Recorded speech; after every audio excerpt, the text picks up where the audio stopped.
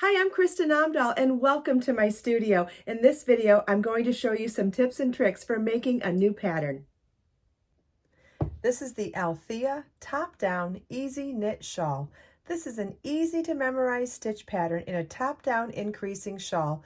You could customize the size by adding additional yardage and continuing in the established pattern for a larger shawl. You will need 290 yards of number 5 bulky weight yarn and a size US 13 or 9 millimeter set of circular knitting needles. We aren't going to be knitting in the round, but as the shawl grows, you will need the circular cord for holding the large stitch count. And optionally, you could add stitch markers as well. My shawl was made in Be So Easy yarn, color slate gray with 2 balls. And for the tutorial video, I will be using Be So Easy yarn as well in colored bisque. Let's get started. The pattern comes with written instructions with all the details written out completely with a stitch count at the end of each increase row, and there is also a detailed chart, plus the chart shows you what the pattern repeat is as well. We're going to start by casting on. The pattern says to cast on 9 stitches. You can use whichever cast on method you prefer. I'm going to do long tail, so I'm going to start with a slip knot.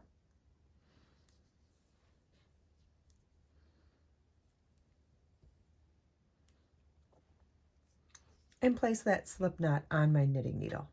Holding my tail yarn in front and my working yarn in back, I'm going to pull a loop through the loop and add 8 more stitches to my needle for a total of 9 stitches.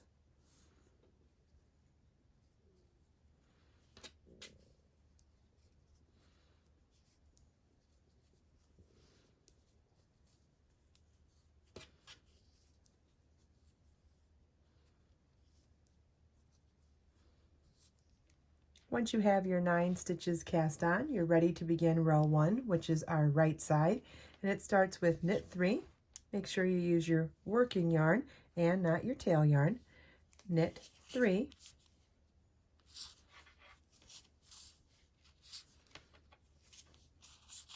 yarn over, knit 1, yarn over, knit 1, yarn over, knit 1, yarn over, and knit 3.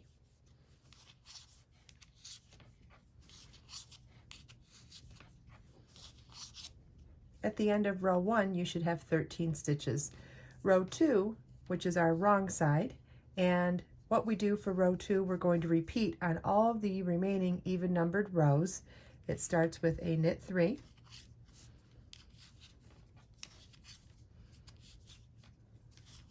then we're going to purl across to the last 3 stitches. You want to move your yarn to the front of the work to work the purl stitch. And we're going to purl across till we get to the last 3 stitches.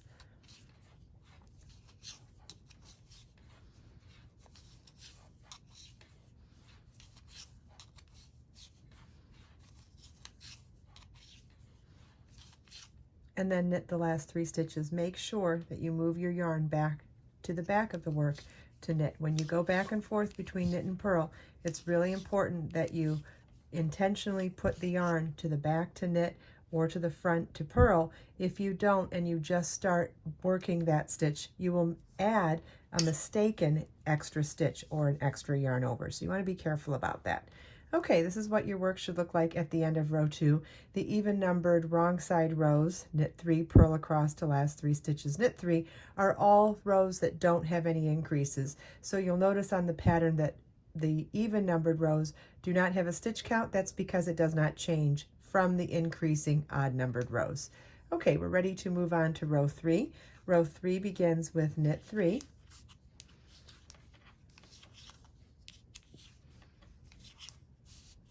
yarn over, knit 3,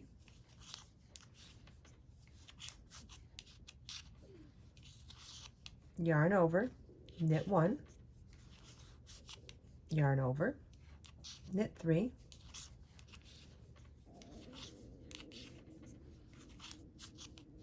yarn over, knit 3.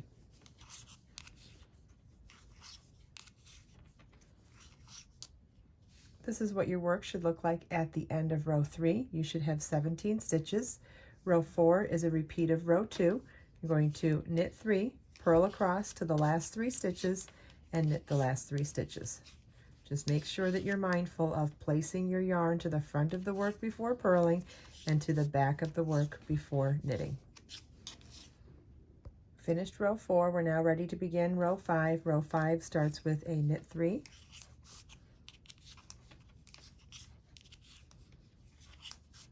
yarn over, knit 5,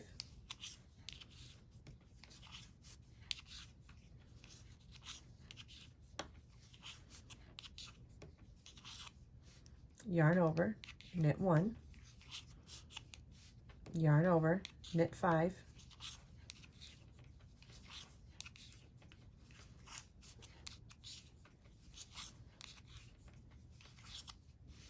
yarn over, knit 3. At the end of row 5, you should have 21 stitches. Row 6 is a repeat of row 2. You want to knit 3, purl across to the last 3 stitches, then knit 3.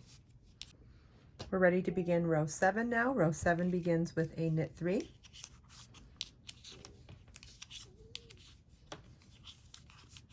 yarn over, knit 7,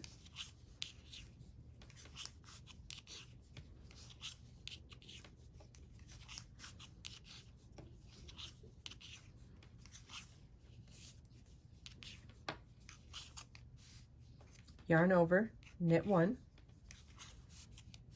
yarn over, knit 7,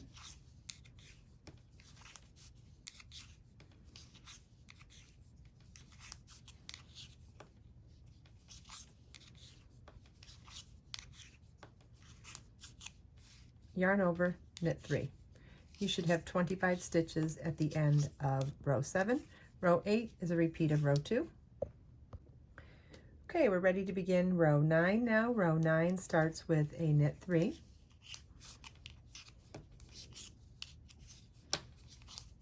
yarn over, knit 3, then the next stitch is a yarn over, then it's a yarn over, then the next stitch is an S2KP. What that means is we're going to slip the next 2 stitches to our right hand needle, knit the next stitch, and then pass those 2 slip stitches up and over the knit stitch. It's a double decrease. We've taken 3 stitches and turned them into 1 with a vertical no slant to the stitch. There are other 3 double decreases that slant to the left, slant to the right, and this S2KP, in other words, slip 2 stitches, knit 1, and pass the 2 slip stitches over, is the double decrease that has a vertical or no slant to it. Then yarn over, knit 3. We'll be doing another one on this row, so I'll show you the stitch again. Yarn over, knit 1, yarn over, knit 3,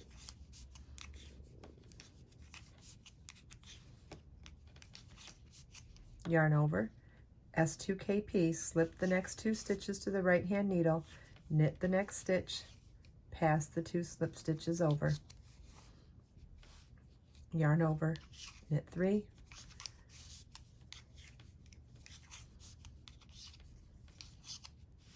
yarn over, knit 3.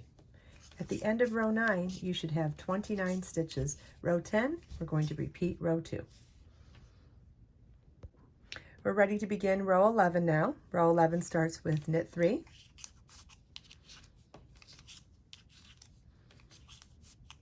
yarn over, knit 1, yarn over, S2KP, slip 2 stitches to the right hand needle, knit the next stitch, pass the 2 slip stitches up and over, yarn over, knit 3,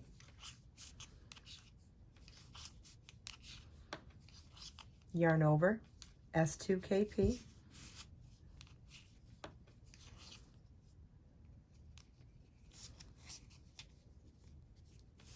yarn over, knit 1,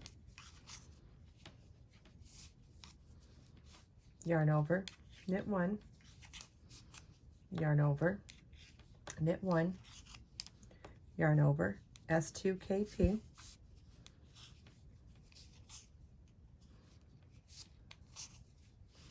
yarn over, knit 3,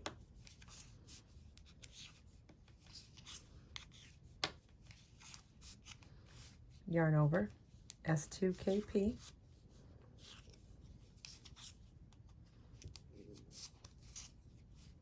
yarn over, knit 1, yarn over, knit 3.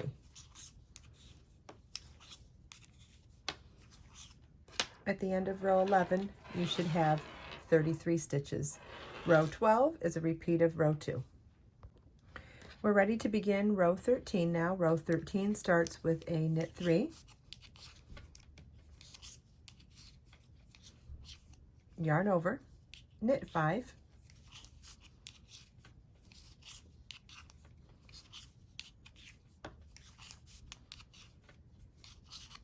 yarn over, S2KP,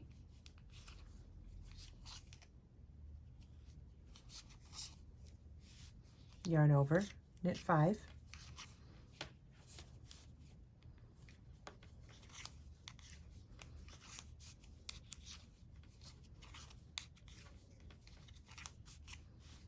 yarn over, knit 1, yarn over, knit 5,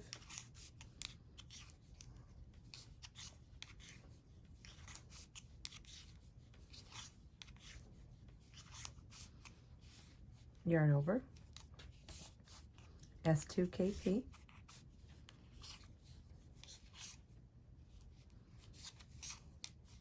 yarn over, knit 5,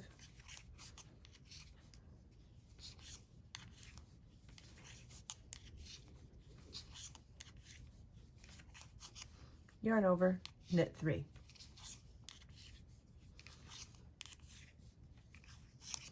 At the end of row 13, you should have 37 stitches.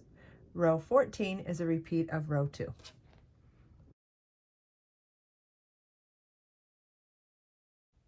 I hope you enjoyed this video. If you have any questions at all, please leave them for me in the comments. Everything we talked about today, you can find as links in the video description below. Let us make time to create, share, and inspire today and every day. I'll see you in the next video.